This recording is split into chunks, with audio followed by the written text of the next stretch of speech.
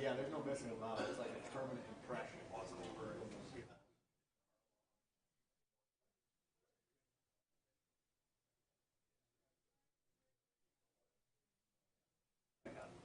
got the ordinance in there. Yeah, I made copies.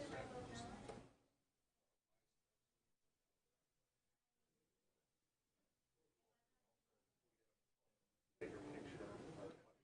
I will Carla down before she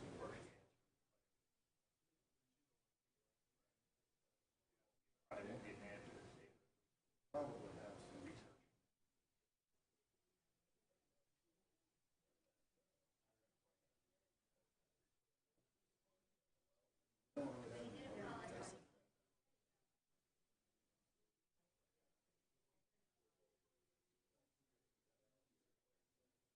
Like you said, next time I'll know I'll get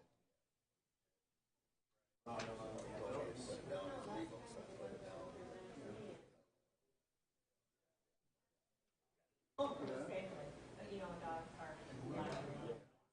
Yes, just both of them. You know, every time you feel like you need to start.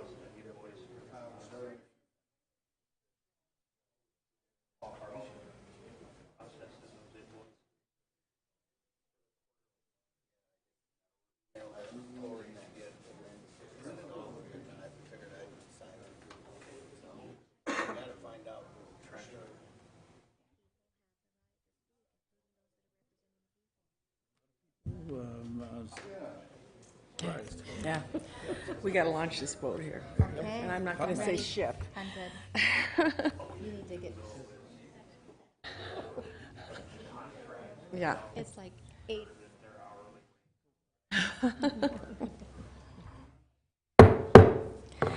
I'd like to call to order this Public Works Committee meeting for the City of Rapid City on Tuesday, October 9th. We will start out with a roll call and determination of quorum. Drew, Here? Modrick. Here. Scott.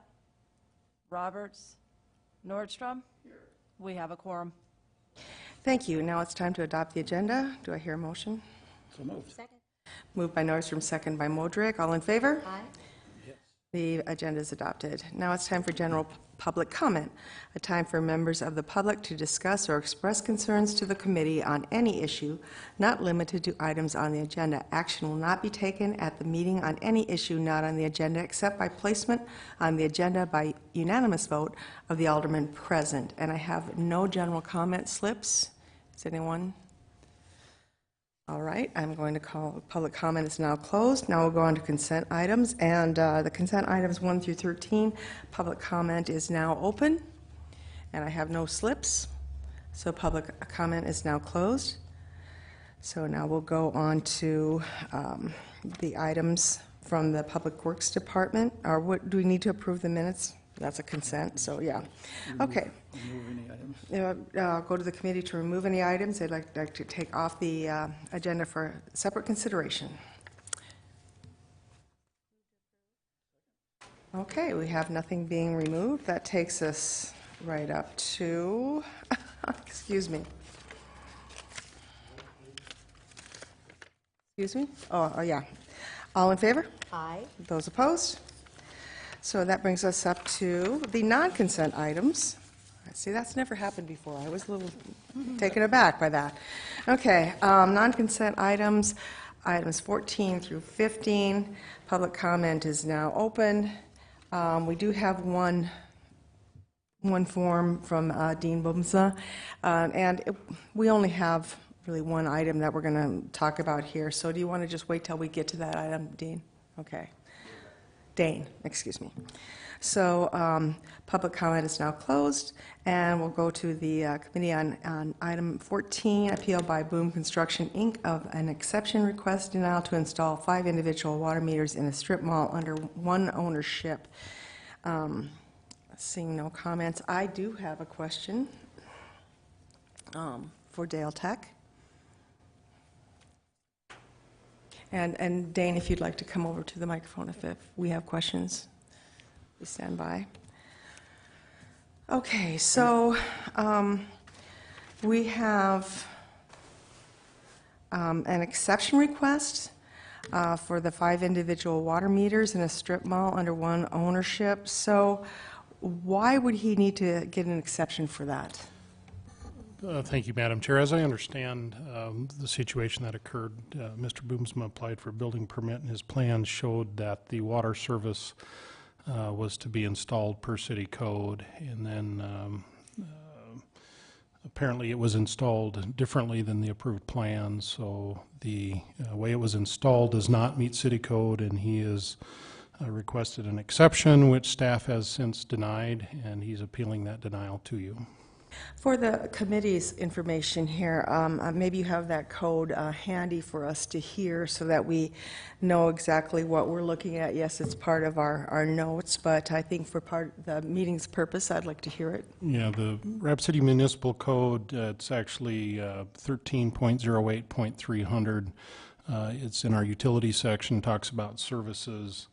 It indicates the supply of water through each service must be recorded by 1 meter and 1 remote reading device only, for which there will be only 1 bill issued. So for every commercial building, we just allow 1 service to it. I believe what Mr. Boomsma has done is installed 5, which causes issues operationally for city staff to operate, turn off, turn on those utilities if there's a change of tenant, and then also our collection, and Jeff Crockett is here from our water department. He might be able to speak more about difficulties that the city has operating our water system and the amount of unpaid bills that we have and the troubles that we have collecting from tenants that move out and don't pay their bill. So in a nutshell, that's the city's operational concern with this.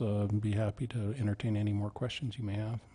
And so most or all buildings are required to have the 1 service to them? Correct. There are some exceptions for some residential properties where you have a townhome where it's 1 building. However, there are 2 separate services. The ownership of the building is split, but certainly on a commercial property, it's required that there's 1 service.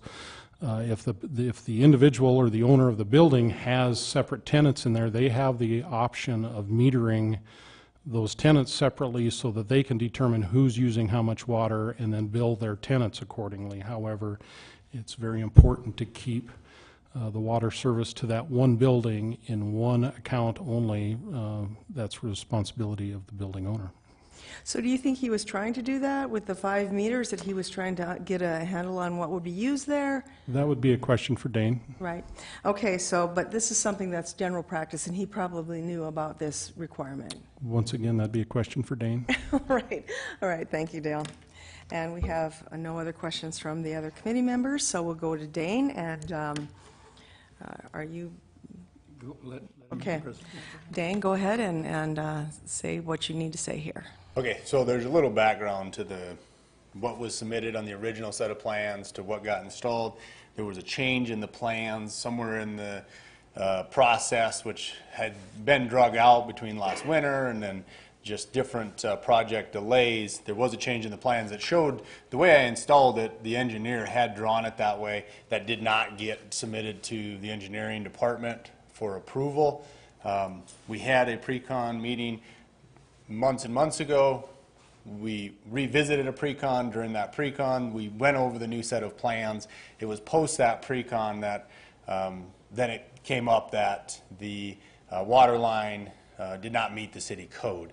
So this wasn't really, it may appear that it was just I was flying by the seat of my pants. It wasn't. It's been 100% inspected, been put in per plan. It just doesn't meet city code, which wasn't approved at no fault of the city's.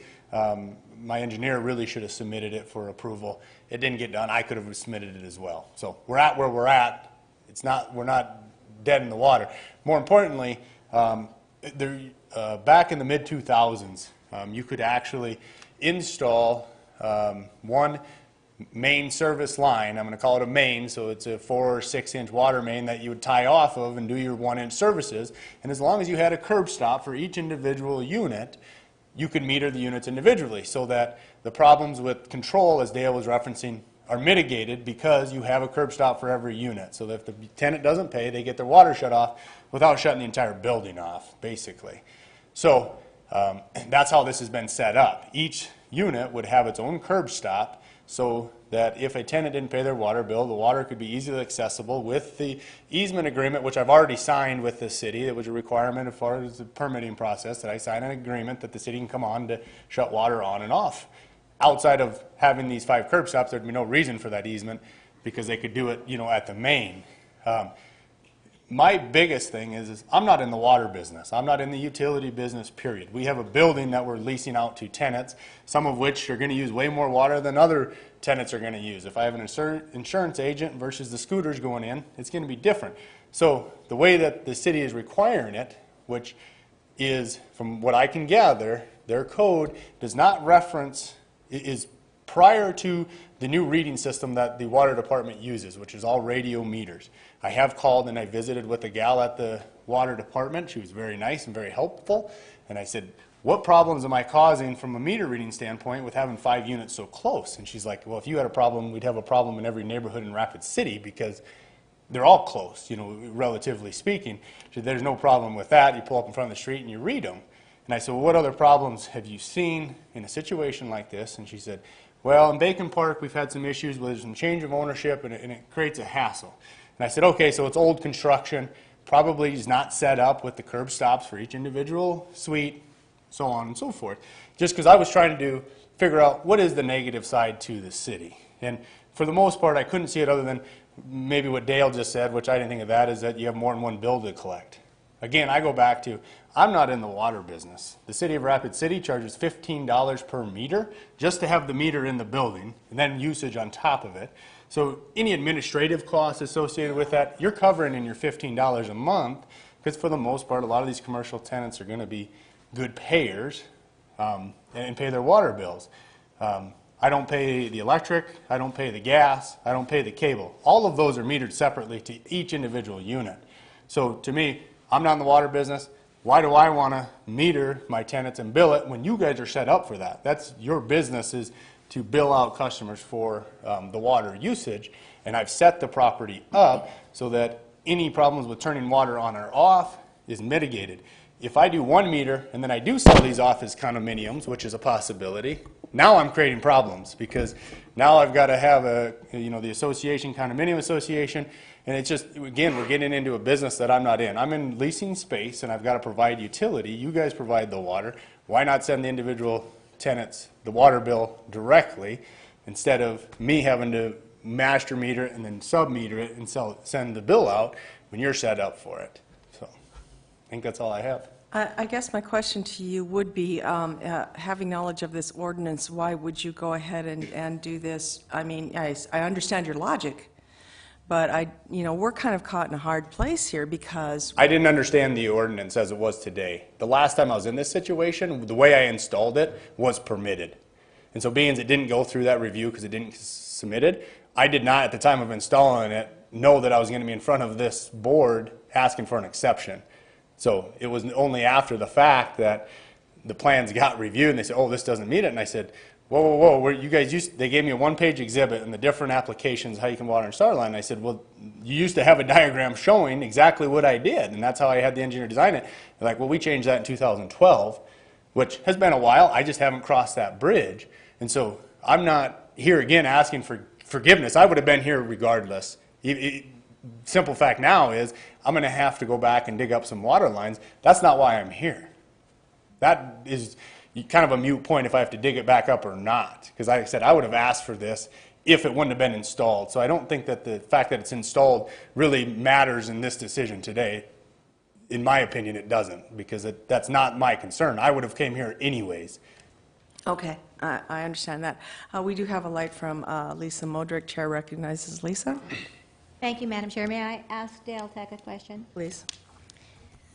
So Dale, we've got quite a few commercial buildings going up. I'm thinking of several of them I just drove around this weekend, in fact. And are all of those single meter on everyone that's come through, or have there been any other exceptions since 2012? To my knowledge, I don't believe any exceptions have been approved for that. So it is a lease agreement of the lease management of those properties that's tied in with the city in order to make sure that the water bill is paid, or the water and sewer is paid? Like I guess I have to ask Dane, are you the lease manager of this facility once it's leased out? Yes, I'll be the owner of the building. Owner. I am So- the owner of the building. So it goes back to ownership, and if he sells, it goes to that ownership and transfers. Correct. And then when he was making the statement about the curb stop option and being able to place this so that water can be turned off individually, in 2012, when this was changed, was that not a consideration in order to allow individually on lease agreements for these large properties? The reason it was changed is because it has been so problematic in the past for that very operational reason, trying to get in. People fence those areas off. It's difficult to get to. They park equipment, they put material over the top of the curb stops. It's very difficult for our city staff to access that under all conditions. And not only that, Mr. Boomsma doesn't want to be in the water operation business or water billing, but that's his responsibility as a property owner to do that if he's subletting the property. The city staff, we don't have the resources to go in there and manage the access to all those meters, and then certainly the potential for people skipping out on their bills is highly encouraged with this type of setup. So that's why it was changed back in 2012, to avoid the very situation that we're talking about. Is a large lease mall like Rushmore Crossing the same way? Rushmore Crossing's different because a lot of those buildings are owned privately, but most of them have whatever separate services if they're a separate property. So they should all be set up, and keep in mind, that was all built prior to 2012 too. So there might be a mix of what he's describing as well as what current city code has. But So with current city code, if a strip mall style or a lease commercial changes ownership, then are they needing to bring it up to code at the time of ownership change? If no, they are outside of absolutely it? not. It's Still grandfathers over? Absolutely. It's based on building code and new service. Rushmore Mall, for instance, there are, like Penny's, I believe they own their own building there. They have their separate service, but most of the mall is one service in there, and all the other customers in there are billed accordingly from the property manager or property owner for their service.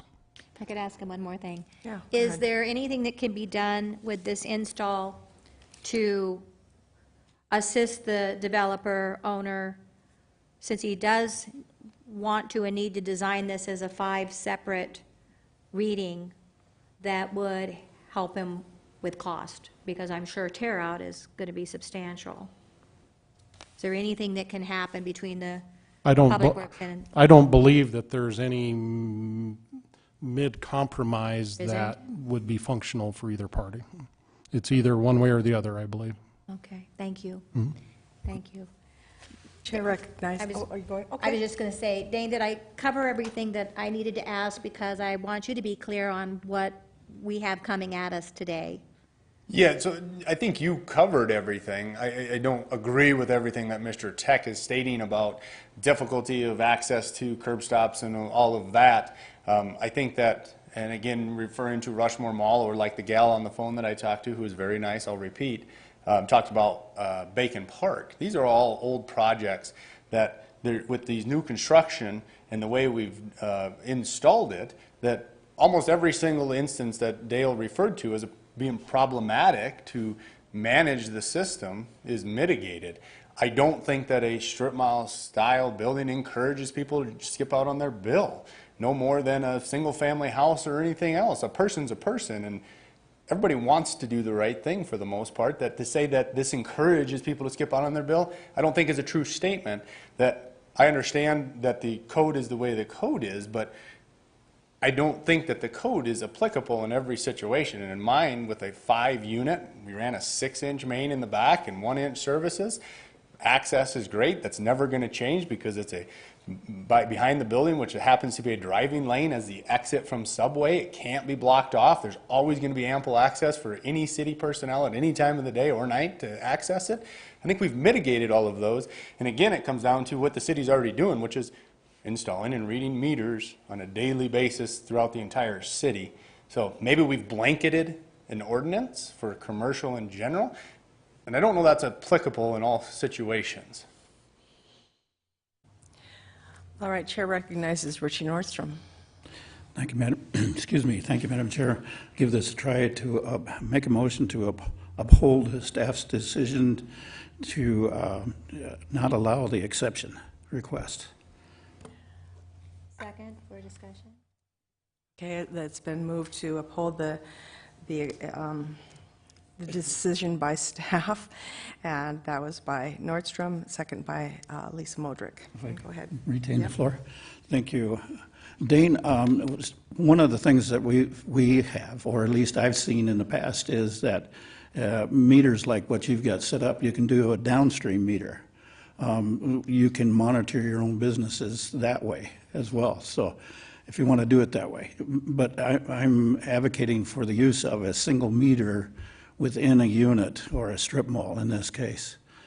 Primarily because, as has been stated, and I don't think it's being encouraged, but it's been stated as an understanding that people find creative ways not to pay their bills.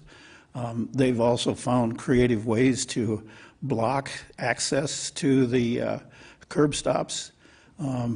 I've also seen other situations where the meter accessibility or even getting to the remote has seen some creative manipulations as well.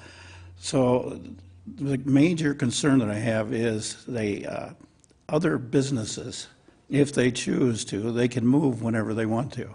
And that requires some additional paperwork, other people having to come in and do the monitoring of that meter, changes out, and everything that's involved with that. Whereas if we have just one meter, and that's primarily under the responsibility of the owner, or in this case, it's the owner's responsibility for that meter, or a property manager taking care of it. There's just all kinds of negative things that I see with different suites having meters.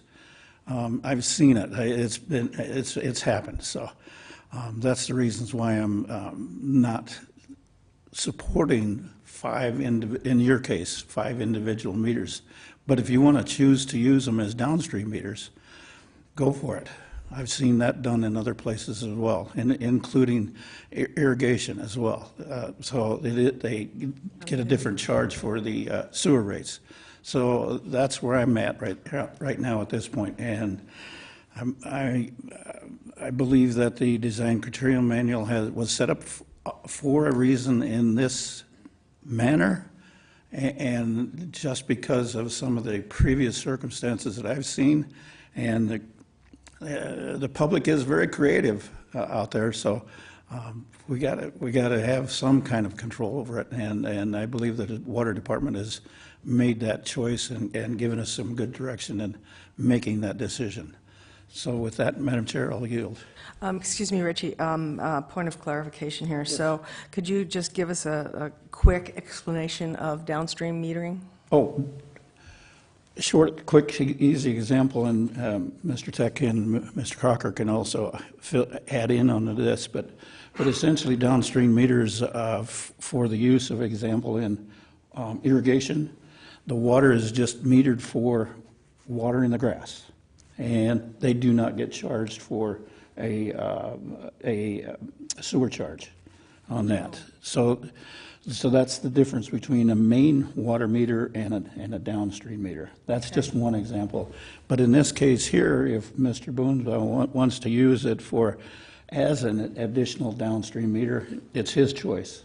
But I'll have to defer to Mr. Crockett and Mr. Tech about what the requirements are for a downstream meter. And as far as I know, there isn't a whole lot additional into additional downstream meters. So in this case, I suspect it will be something of a cost saving for him, that he will not have to tear out the meters, water lines, et cetera. So Okay, it's an option. all right. Chair recognizes John Roberts. Thank you, Madam Chair. I'm going to go a little opposite of my colleague, Mr. Nordstrom. I think personally this is a good idea. Looking at some of the properties owners that I work with and sell, help maintain, you know, typically what you do is you have a triple or a double net on your lease, and you just kind of estimate what that water and that sewer is going to be, which may be high or low, and it's never low. But, you know, this not only allows those different units that are in there, because just like Mr. Boomsma said, depending on the use, they may use a lot of water, or they may use very little water. And, you know, if you can get somebody into a building just with a straight rent, instead of having to try to estimate that, you know, some people are, well, a lot of people like that. I know the buildings that I rent out on a straight monthly lease compared to a triple net or a double net typically lease out a lot easier because they know exactly what they're going to be paying. Then they pay their utilities on top of that.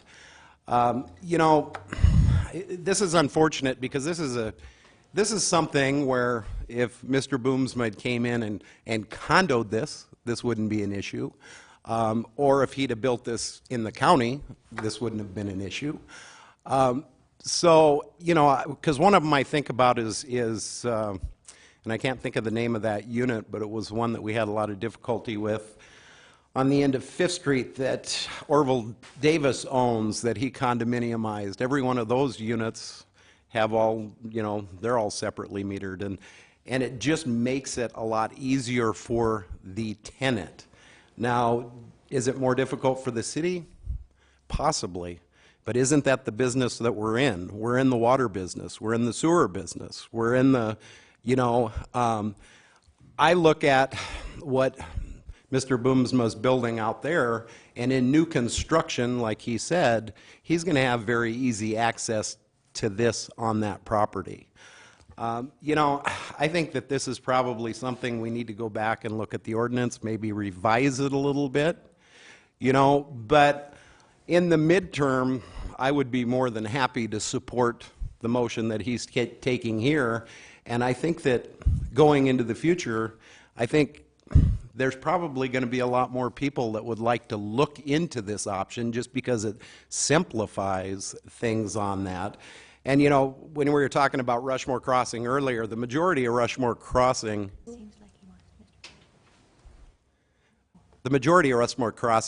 condoed out. So they all have their own, you know, separate meters, or the majority of them, I think. I can't think of any that don't. But it is so much easier for the businesses and the tenants. And I think that sometimes, you know, we sit up here and we look at what we think is good for the city, and we don't look at what's good for the people that we are supposed to be, you know, advocating and supporting for, which is the average citizen out there. So, like I said, I would support this. I would support looking into doing an ordinance change. You know, I think that we've talked about this for years now. I think there's a lot of things in the design criteria manual we need to take a look at. I think we need to upgrade a lot of things going into the future.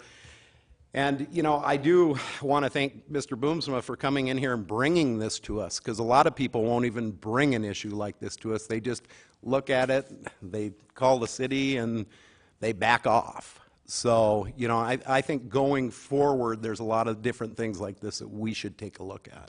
So, thank you. Thank you. I see Mr. Crockett is out there. Did you want to add anything to this discussion?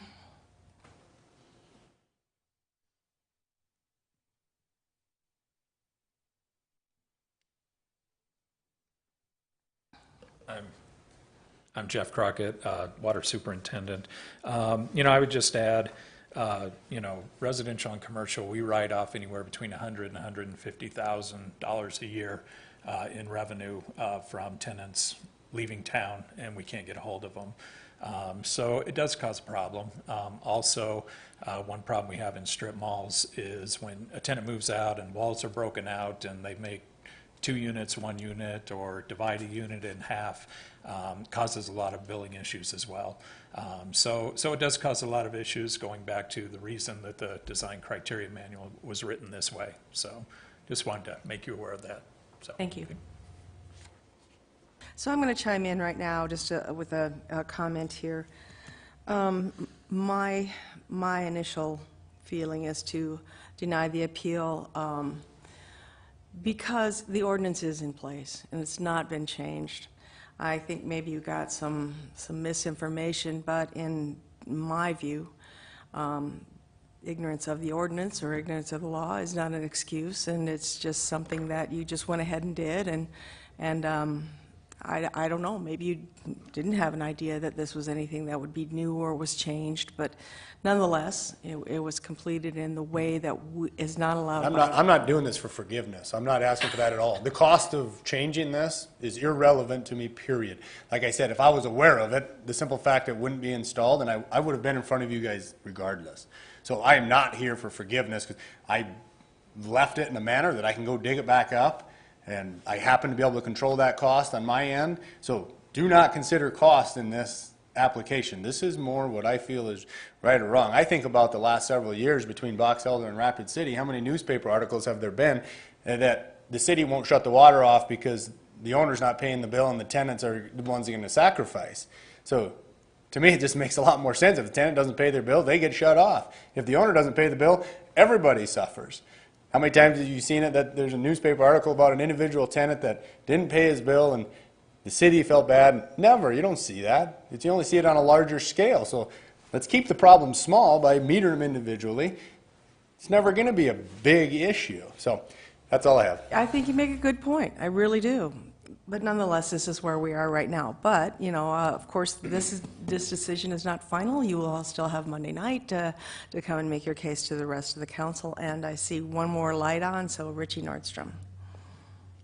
Madam Chair, this is maybe I start off with a question for you, is do we want to have any more conversation on this issue of condominium, since it was brought up by Alderman Roberts? So I just recall having some issues in the past with that. So I would rather not go there now. I think that's we fine. have to That's fine. yeah. I just thought I'd ask the question. Yes. Yeah, I think we have to keep to this particular topic. So Understand. yeah, let's go ahead and seeing no more lights. The motion on the floor is to deny the appeal. All in favor?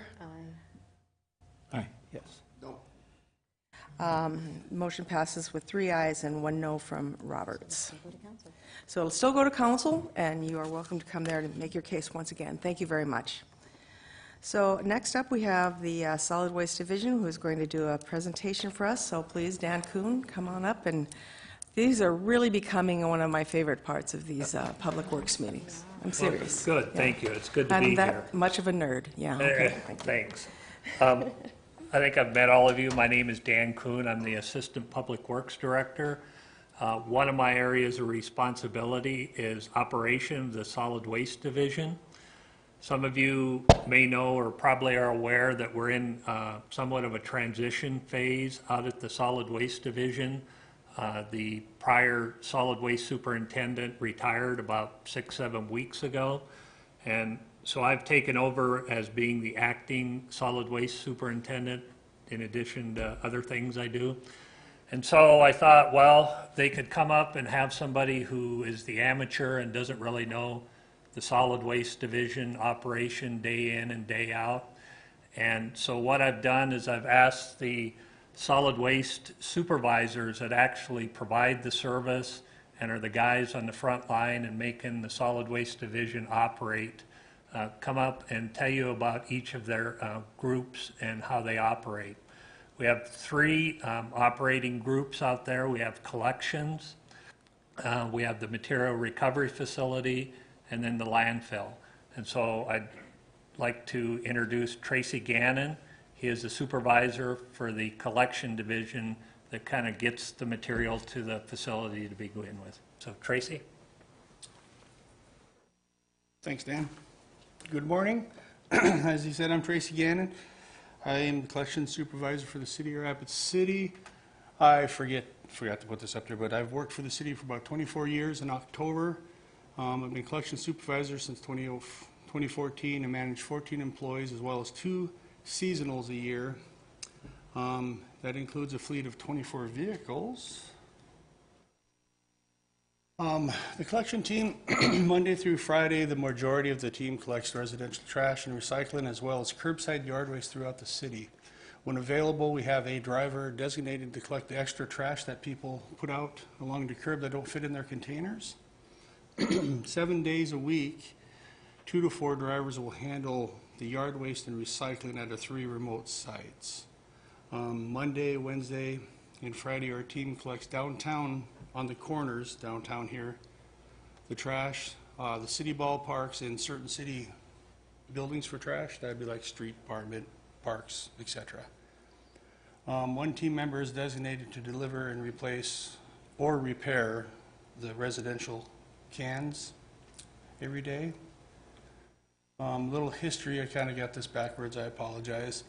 In 1994, the city started yard waste collection both on curbside and opened 3 remote sites across the city that is continued today. We started recycling newspaper, cardboard, and mixed recycling in '96 at the 3 remote sites. Originally, trash was done by hand. We tossed trash basically in the back of a truck and collected at roughly 13,000 households back in 2002, early 2003.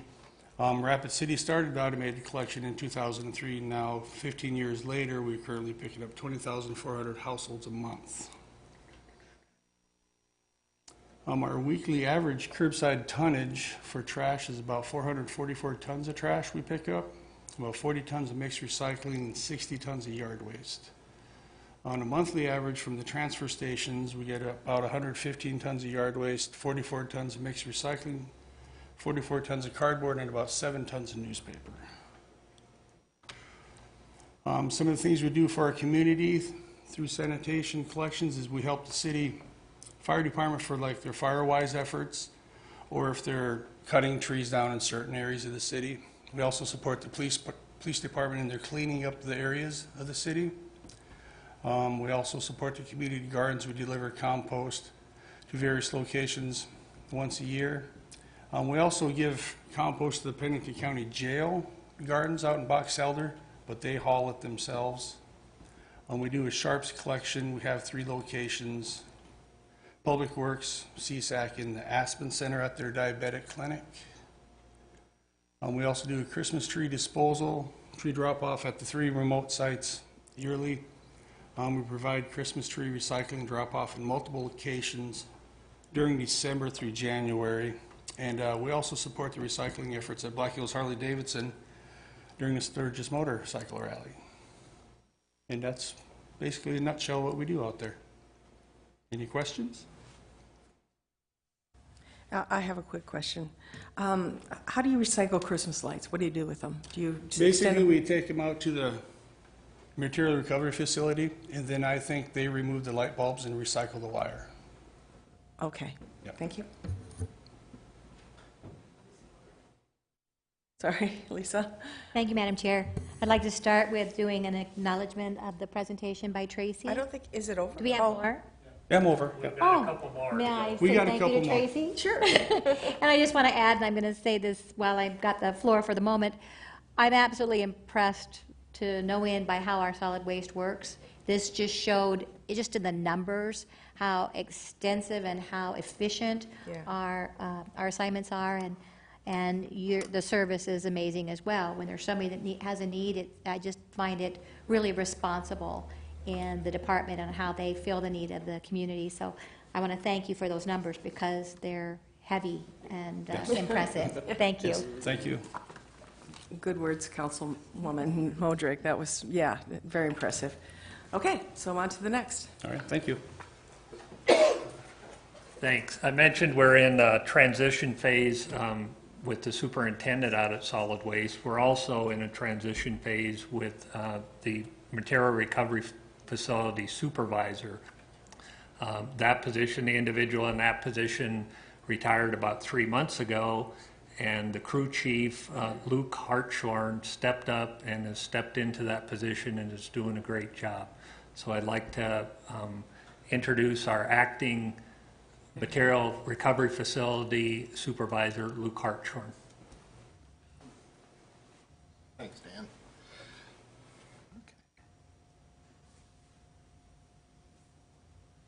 The material recovery facility, we do two separate lines is what I call them. One of them we'll do the recycling, and then we also do the co-compost. So here's a little bit of the history. We got 19 full-time employees in the MRF, and that's with 3 maintenance and 1 electrician. And back in 1996, when the curbside recycling started, in 2003, the co-compost also come available. So we're going to start with the recycling line, and as the 3 different pictures, if we look, we got that shows the recycling coming out of blue, and then it going into a bag opener, and that bag opener is just taking off all the bags and opening up the bags to get the recycling out.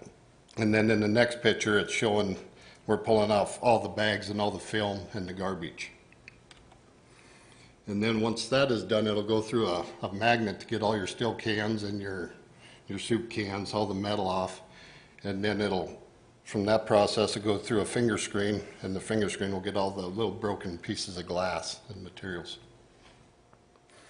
And after the finger screen, and then they'll go up to the recycling pod, and then they'll sort out all your number 1s and number 2 plastics. It's your pop bottles, water bottles, ketchup bottles, to peanut butter. And then we'll also sort off your number 2s or your milk jugs, your cloudy, your colored, like your detergent bottles. And then from there we'll go to an eddy current, and the eddy current will will sort out all the aluminum. And then once we get all the material sorted and collected, and kind of excuse me, I'm a little shaky. Go ahead. Once we get all the recyclables sorted, we'll run all of our material through a baler. And that'll, whether it's our aluminum cans or plastics, to our shredder steel that we sort out and keep out of the landfill. And then the next is our cold compost.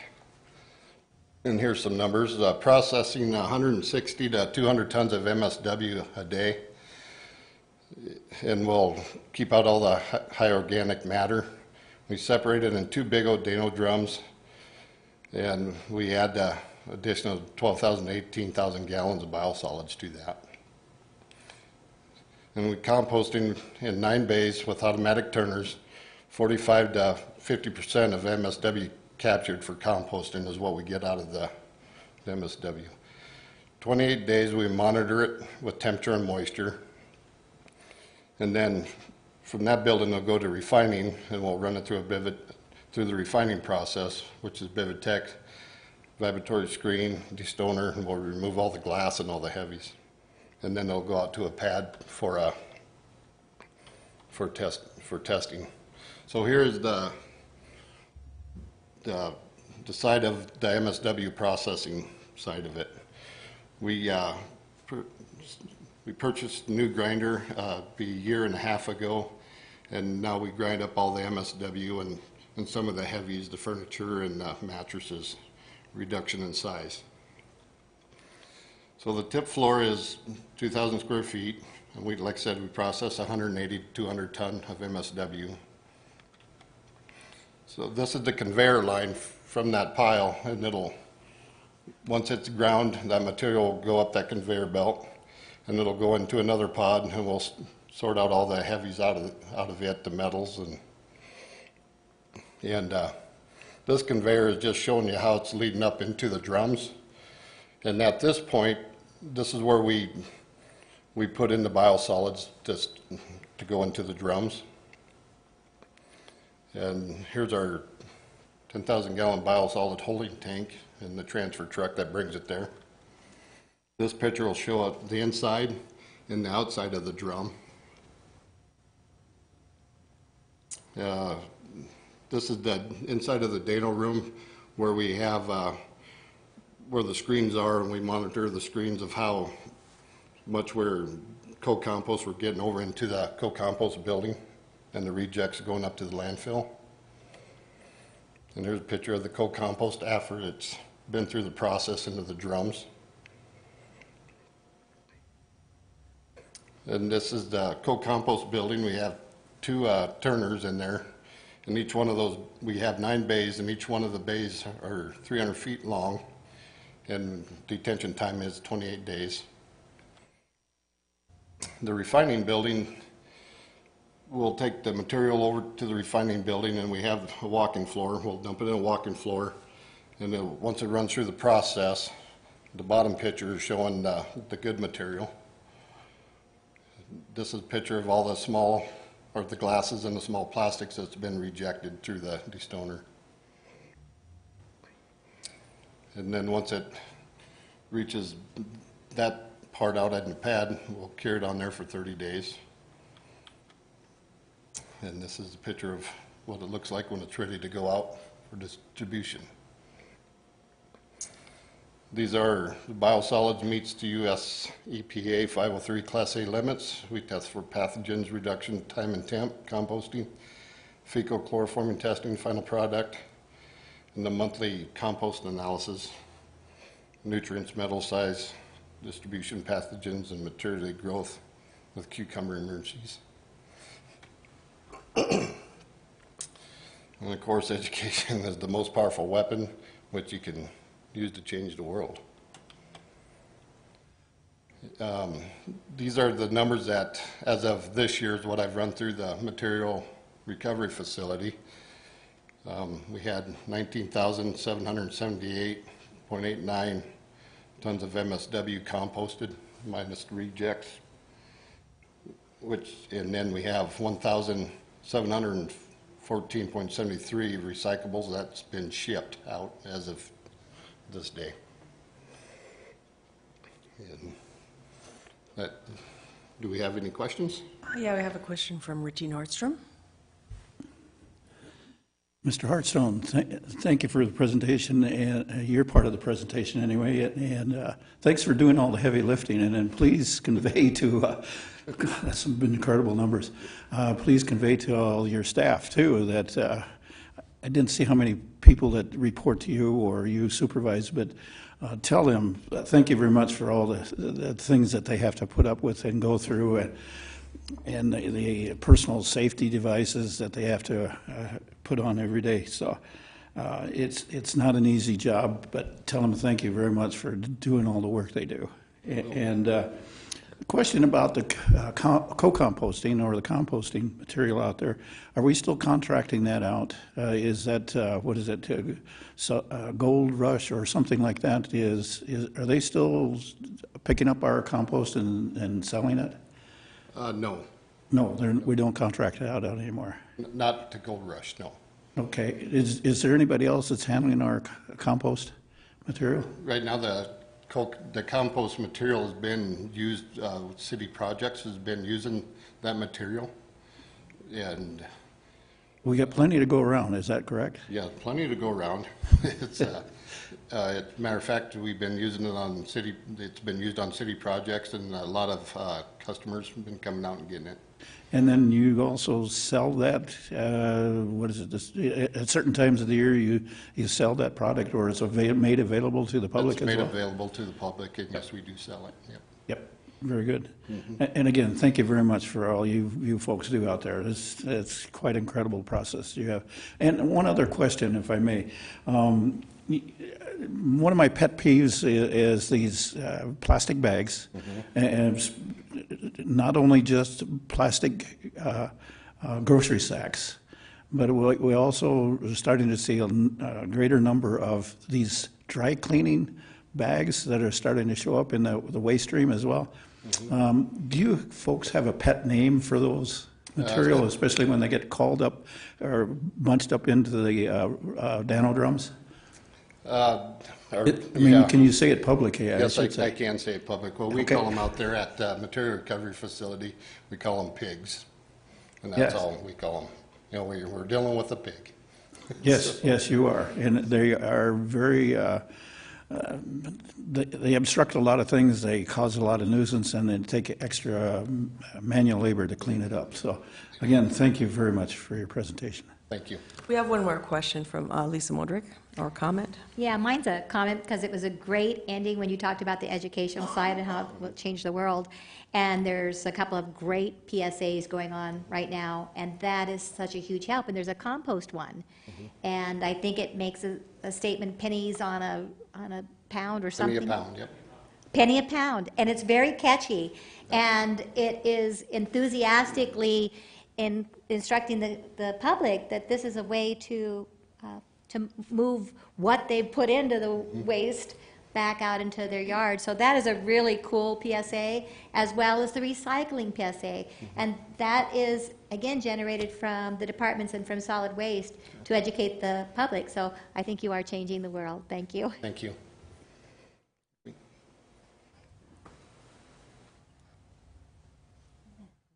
And the third group out there, and last but not least, is the landfill group, who handle things that can't be dealt with at the material recovery facility, or bulky loads, mainly commercial type loads. And our supervisor out for the landfill is Jeff Barber.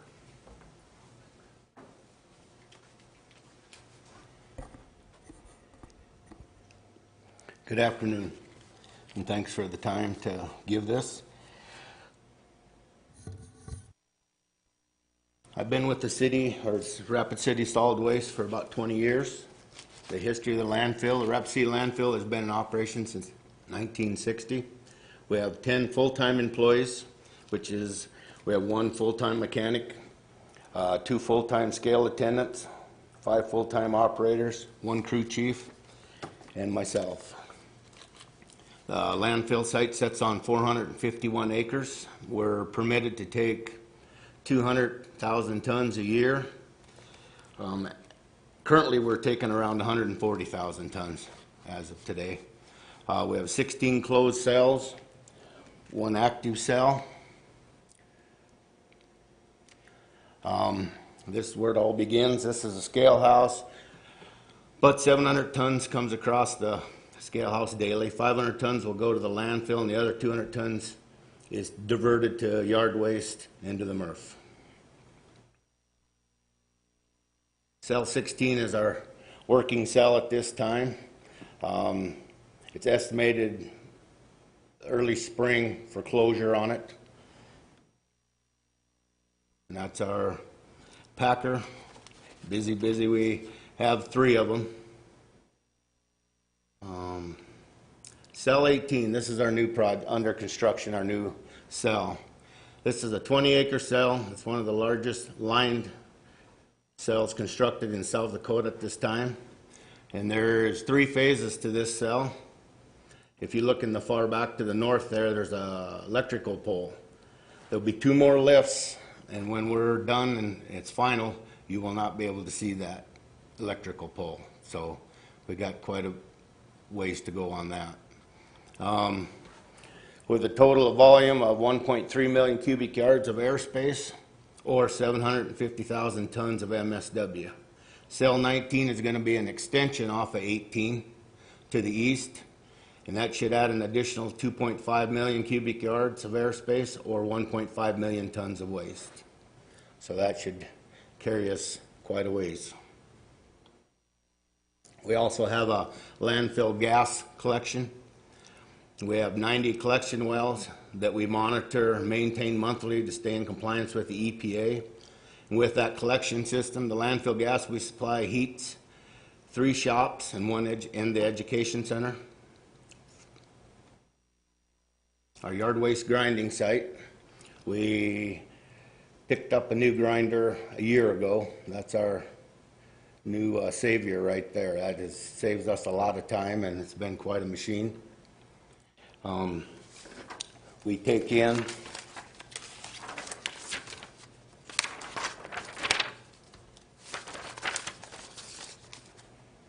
I'll get to that. I'm getting ahead of myself, sorry. At our yard waste grinding site facility, we take in 14,000 tons a year for grinding and composting. This is our compost pad. It sits on 11 acres. We can compost 23 windrows. They're 5 foot tall, 14 foot wide, 300 foot long. It takes us, depending on the weather conditions, if we have a wet year or an arid year, 4 to 6 months composting time to a finished product. Our compost screening area, we make 3 different types of products, the 3/8, the 3/4, wood chips. Our most popular is the 3/8, and we produce around 6,500 tons a year for the public and the city projects. And we are very proud of our landfill and the things we do out there. We have a very good crew, and I want to thank you again for your time. Is there any questions? I have a question. So when you were saying the wood chips and those other things were available for public use, that's a sold product? A sold product? Yes. Yeah. We sell it. Okay. And 3/8 is our, pretty much what everybody, it's a finer look and it looks like a potting soil, so everybody, that's our most popular. And how do we let people know that this is available? Is that a public announcement too, or? Yep, it's out in our brochure, our pamphlet. Yep. All right, thank you. Richie Nordstrom. Thank you, Madam Chair. Mr. Barber, just remind me, on the, you mentioned something about the rainfall happening out there and the snowfall. Do we still monitor for the water runoff that takes place out there? Yep. And that's part of the DENR permits and everything that we have to be in compliance with? Yep. And with this new leachate pond, before we had 2 ponds. Yes. One caught the composting runoff. Now with this new, larger facility of the leachate, we put in new piping and all that. So it'll all go into the new leachate pond, which is probably roughly 4 times bigger than the old one. And we can monitor how much we let out. We can valve it, and a lot better system. Very good. We're in construction of that right now. Very good. And again, thank you for you and your staff and doing all the heavy lifting that you do as well. And there's a lot more things going on at the landfill that we just got a slight briefing on. And when we start talking about permitting and all of that, there's a lot of stuff that we have to go through. So I appreciate everything that you're doing out there, and please advise the staff as well that, thank you very much. And anytime you guys want to come out and take a tour or see what's going on, just give us a call. Chair Thank you. recognizes Dale Tech. Thank you, Madam Chair. I know you haven't taken any action on this item, but I just wanted to thank the committee for all your interest. This is our last division that we're covering today, it's been a pleasure. I think staff has enjoyed it as much as you have, so maybe in a year or so we may come back and do it again. All right. Move to acknowledge. Move to acknowledge by Nordstrom, second by Modrick. All in favor? Aye. And the report has been acknowledged. Thank you very much, gentlemen, for your time. Motion to adjourn. So moved. Moved by Nordstrom, second by Roberts. All in favor? Aye. We stand adjourned.